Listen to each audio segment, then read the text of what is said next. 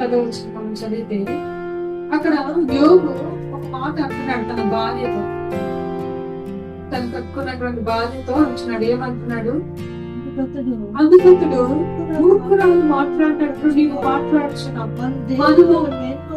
మరియు దేవుని వల్ల మేలు అనుభవించడమా, కీడును మనం అనుభవింపదగదా అని ఈ సంగతుల్లో ఏ విషయం అందులో యోగు నోటి మాటతో ఆయనను యోగి కూడా మాట అంటున్నాడు.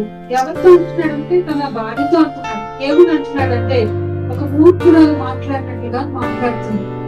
దేవుని వల్ల మనం మీరే కోరుకుంటాం, నేను కోరుకోమా? ఎందుకన్నాడంటే యోగు గత జీవితంలోకి వెళ్తే పూజ దేశంలో యోగు అంత ధనవంతుడు లేడు. యోగుకున్న ఆస్తి ఆ దేశంలో ఎవరికి లేదని, చాలా చక్కగా ఎంతో ఆస్తి గలవాడంట. గొర్రెలు, గొడ్లు, ఒంట్లు, చాలా ఆస్తి గలవాడంట. అంతేకాదు 10 మంది కుమారులతో సుఖ సంపదలతో సౌభాగ్యంతో తొలతూగుతున్నటువంటి దేవుని భక్తి కలిగిన వాడంట యోగు. అటువంటి మంచి ఏమంటారు ఆశీర్వాదము రుచి చూసినటువంటి తన భార్య ఒక్కసారి యోగు జీవితంలో ఏం జరిగిందంటే అదొక పరీక్ష.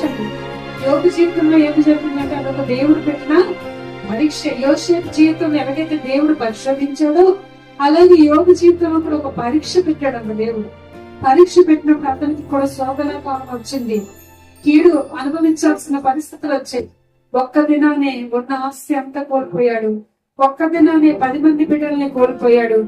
ఎప్పుడైతే భార్య కళ్ళుతో చూసిందో, ఏంటి మన ఆస్తి అంతా పోయిందా, మరి కడుపును పుట్టిన బిడ్డలందరూ చనిపోయారా అని చెప్పి దేవుడు లేడు, ఏమీ లేదు, ఎందుకు ఇంత కీడు వచ్చింది, ఇంత నష్టం వచ్చింది, ఇంకా దేవుడు అంటాం ఏంటని తన భర్తతో అన్నప్పుడు ఆ భర్త యోగు ఏమంటున్నాడు తెలుసా? నువ్వు దేవుడు ఉన్న మేలు చూస్తావా? ఎప్పుడు ఆశీర్వాదంలో కోరుకుంటావా? ఒక్కొక్కసారి కీడు వస్తుంది, కీడును కూడా మనం ఏం చేయాలి? సహించాలి అని చెప్పి దేవుని మాత్రము కూడా దూషించకుండా నోటితో కూడా పాపం చేయలేదంట. చూడండి.